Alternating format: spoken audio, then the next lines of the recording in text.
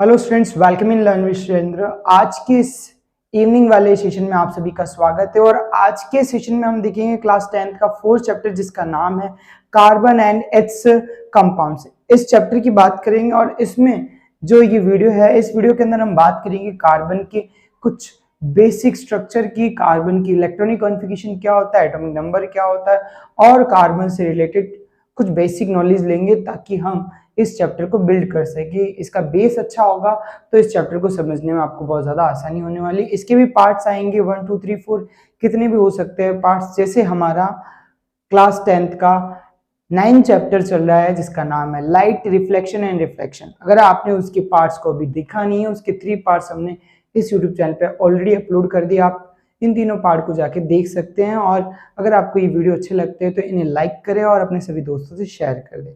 और अगर आप हमारे इस यूट्यूब चैनल पे न्यू हैं तो इस यूट्यूब चैनल को सब्सक्राइब करें और अपने सभी दोस्तों से शेयर करें। लास्ट संडे को 11:30 वाले सेशन में हमने क्लास 8th के लिए सेकंड चैप्टर की 2.3 एक्सरसाइज कराई थी। अगर आपको वीडियो अच्छा लगता है या फिर आप उस क्लास के हैं तो उस वीडियो को जाके भी चेक करें। अब हम स्टार्ट करते हैं क्लास 10th का 4th चैप्टर जिसका नाम है कार्बन एंड इट्स कंपाउंड्स और बात करते हैं कार्बन की। तो इस वीडियो को स्टार्ट करते हैं। Let's start. तो चलिए शुरू करते हैं। यस स्टूडेंट्स, अब मेरे पास कुछ कार्बन की बेसिक इंफॉर्मेशन है। इसमें से कुछ इंफॉर्मेशन आपको लर्न रखनी है, एग्जाम में आपसे कभी पूछ लेता है।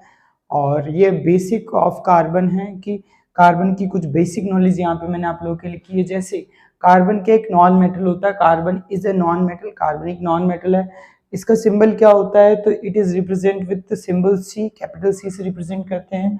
कार्बन कौन से कंपोनेंट के अंदर होता है, कौन से सब्सटेंस के अंदर होता है तो उसकी बात की। फूड जो हम खाते हैं उसके अंदर भी कार्बन होता है, क्लोथ के अंदर भी कार्बन होता है, मेडिसिन्स, बुक्स, लिविंग थिंग्स और many things are made up of carbon components. Food हो गया मेरे पास, क्लोथ्स हो गया और यहाँ पे मेडिसिन्स हो गया, लिविंग थिंग्स हो गई, सबके अंदर और भी बहुत सारी चीजें जिसके अंदर क्या होता है, कार्बन होता है। किसी ना किसी कंपाउंड के फॉर्म में क्या होता है, कार्बन होता है। 4th पॉइंट है जहाँ पे एटमॉस्फेयर के अंदर कार्बन कितना परसेंट में होता है उसकी बात करें। एटमॉस्फेयर के अंदर कार्बन होता है 0.03% में एटमॉस्फेयर के अंदर कार्बन होता है। और किस फॉर्म में होता है तो कार्बन डाइऑक्साइड की फॉर्म में होता है एटमॉस्फेयर में। और इन अर्थ क्रस्ट, अर्थ की क्रस्ट में मतलब अर्थ पे कार्बन होता है जो कितना परसेंट होता है तो 0.02% होता है कार्बन अर्थ की क्रस्ट में, मतलब अर्थ के ऊपर होता है, उसे अपन बोलते हैं अर्थ क्रस्ट। ये है कुछ बेसिक इन्फॉर्मेशन। और भी कुछ इन्फॉर्मेशन है जो नेक्स्ट स्लाइड में आपको देखने को मिलेगी। आगे मैं आप लोगों के लिए लिखता हूँ कि और कौन सी इन्फॉर्मेशन है जो कार्बन के लिए हमें याद रखनी है। ये इन्फॉर्मेशन आपको समझ में आ रही हो तो वीडियो को लाइक करें। आगे और बात करते हैं कार्बन के बेसिक स्ट्रक्चर की। तो कार्बन के सिंबल को अपन रिप्रेजेंट करते हैं यहाँ पे सी से। कार्बन को रिप्रेजेंट किससे करते हैं, सी से। और मैंने आपको हमारी बेसिक की क्लास में सिखाया था, यूट्यूब पे बेसिक की क्लास होगी जिसमें बेसिक कराया है मैंने 10th क्लास में। अगर आप जा रहे हो तो उस बेसिक को एक बार जरूर सीखिए। फॉर्मूला मेकिंग हो गया, फॉर्मूलाज को कैसे लिखना है, वो सब मैंने उस वीडियो के अंदर सिखाया, आप जाके उसे चेक कर सकते हैं।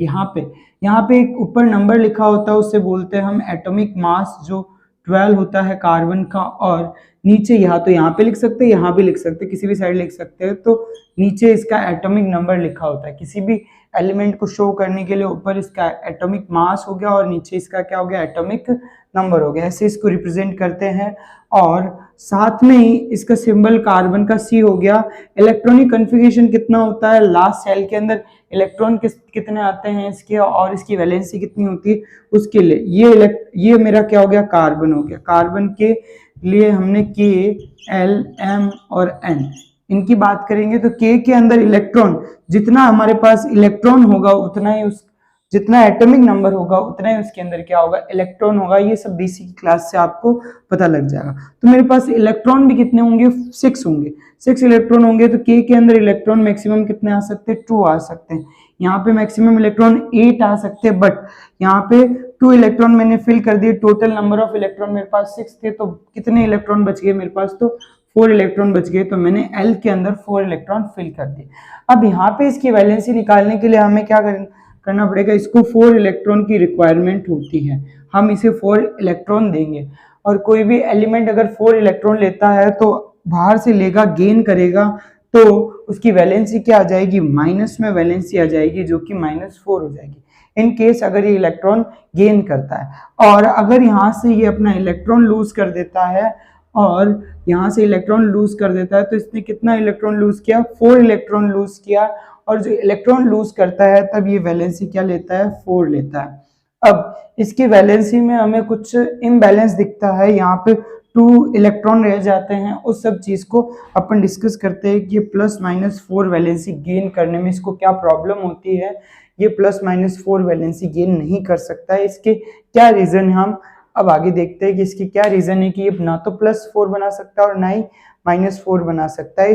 इस प्रॉब्लम का क्या सॉल्यूशन है, तो हम आगे देखते हैं इस प्रॉब्लम का सॉल्यूशन क्या है। मैं आपको बताने की कोशिश करता हूं कि क्या प्रॉब्लम आएगी और कैसी प्रॉब्लम आएगी और इन प्रॉब्लम का सॉल्यूशन क्या होगा कि +-4 वैलेंसी का क्या सॉल्यूशन।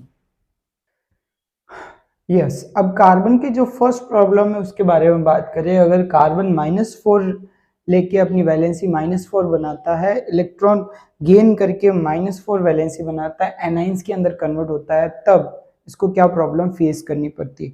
हमें पता है कि न्यूक्लियस के अंदर क्या होता है, प्रोटॉन और न्यूट्रॉन होता है, ये सबको पता है। ये न्यूक्लियस है और इसके अराउंड में यहाँ पे एटम के अंदर क्या होता है, स्ट्रक्चर होता है जिसके अंदर शेल होते हैं। अब यहाँ पे 6 प्रोटॉन हैं और यहाँ पे 2 इलेक्ट्रॉन्स है ऑलरेडी। और जो हमारे पास कार्बन होता है उसके अंदर इलेक्ट्रॉन कितने होते हैं, L के अंदर 4 होते हैं। अब यहाँ पे इसने -4 वैलेंसी गेन करने के लिए 4 इलेक्ट्रॉन और लिए होंगे, तो इस ऑर्बिट के अंदर इलेक्ट्रॉन कितने हो जाएंगे, मेरे पास 8 इलेक्ट्रॉन हो जाएंगे।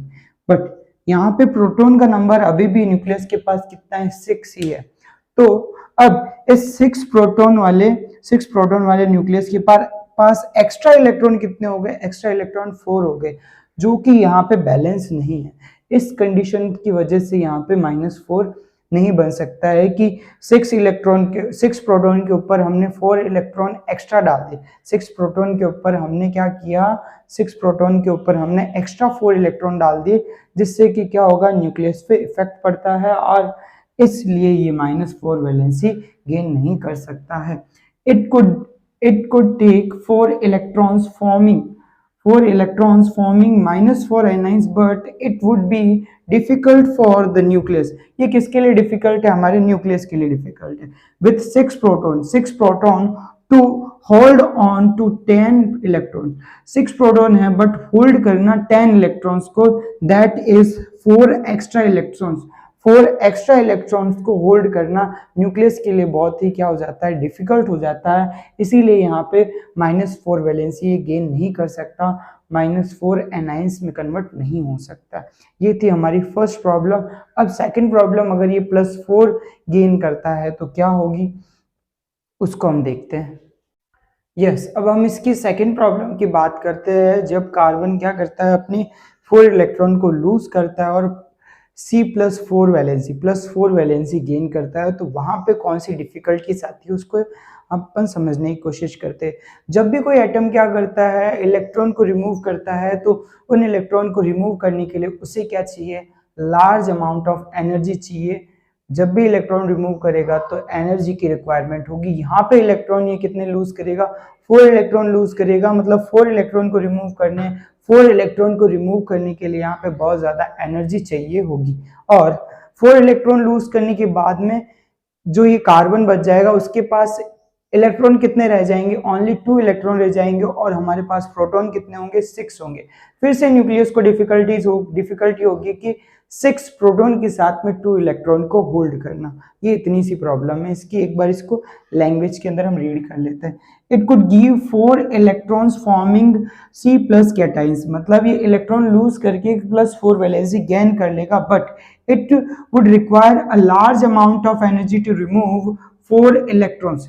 इसको क्या चाहिए होगी, बहुत ज्यादा एनर्जी चाहिए होगी 4 इलेक्ट्रॉन को रिमूव करने के लिए। Living behind a carbon cations with 6 proton in its nucleus holding to just 2 electrons। और यहाँ पे न्यूक्लियस को डिफिकल्टीज होगी कि 6 प्रोटॉन के साथ में इसके पास इलेक्ट्रॉन कितने, ओनली 2 प्रोटॉन है, ओनली 2 इलेक्ट्रॉन है, ओनली 2 इलेक्ट्रॉन के साथ में यहाँ पे 6 प्रोटॉन को होल्ड करना न्यूक्लियस के लिए क्या हो जाएगा, बहुत ही ज़्यादा डिफिकल्ट हो जाएगा। ये थी इसकी प्रॉब्लम। 2 प्रॉब्लम के बारे में डिस्कस किया हमने। अगर एक तो ये क्या करता है, +4 वैलेंसी बनाता है और एक क्या बनाता है, -4 वैलेंसी बनाता है। तो अब इन प्रॉब्लम का सॉल्यूशन क्या है, मैं आपको ये बताता हूँ कि इस प्रॉब्लम को हम कैसे सॉल्व कर सकते हैं।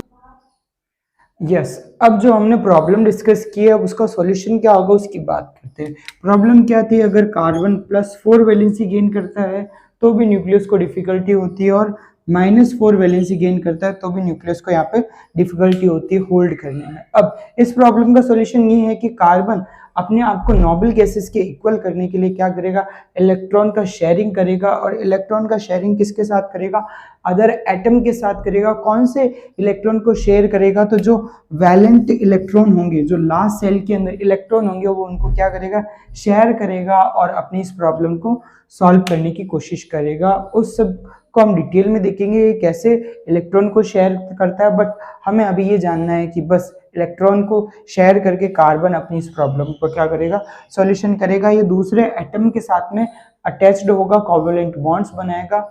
अब यहाँ पे मैं आप लोगों के लिए एक बार पढ़ देता हूँ। Carbon attains the noble gas configuration by sharing it's valence electron with other atoms. Other atoms के साथ में ये क्या करेगा, इलेक्ट्रॉन्स को शेयर करेगा। जैसे हम बनाएंगे हाइड्रोकार्बन बनाएंगे और उसमें देखेंगे कि इलेक्ट्रॉन को शेयर करके अपनी वैलेंसीज को कंप्लीट करे। जैसा कि मैंने आपको बताया था कि K, L, M और N के अंदर इलेक्ट्रॉन कितने होते हैं, 4 इलेक्ट्रॉन होते हैं। तो यहाँ पे इसके पास वैलेंट इलेक्ट्रॉन में वैलेंट शेल के अंदर इलेक्ट्रॉन कितने हो गए, 4 इलेक्ट्रॉन्स के लिए जगह बच गई। तो यहाँ पे ये क्या करेगा, 4 इलेक्ट्रॉन यहाँ पे किसी और से ये क्या ले लेगा, शेयर कर देगा। इसे बोलते हैं शेयरिंग ऑफ इलेक्ट्रॉन, और यहाँ पे ये कोवैलेंट बॉन्ड्स बनाएगा। इन सब की हम डिस्कशन करेंगे हमारे नेक्स्ट वीडियो के अंदर। अगर आपको ये वीडियो अच्छा लगा है तो इसे लाइक करें, और ये था आज का वीडियो, अपने सभी दोस्तों से शेयर करें। और अगर आप हमारे इस यूट्यूब चैनल पर न्यू हैं तो इस यूट्यूब चैनल को सब्सक्राइब करें। Thank you so much. मिलते हैं संडे को, संडे की 11:30 वाले सेशन में, जिसका टाइम बिल्कुल फिक्स है। आप लोग उस सेशन को ज्वाइन करें, और इसका सेकंड पार्ट उसमें आ सकता है, तो एक बार वहाँ पे चेक करें, नहीं तो इसका सेकंड पार्ट बहुत ही जल्दी मैं ले आऊँगा। Thank you so much.